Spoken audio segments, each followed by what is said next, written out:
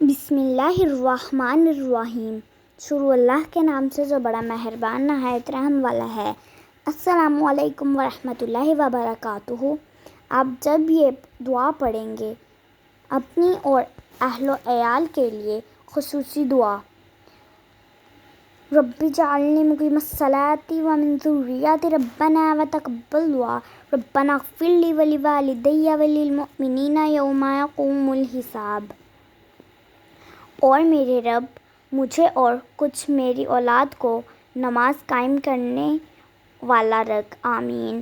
اے ہمارے رب اور میری دعا قبول فرما۔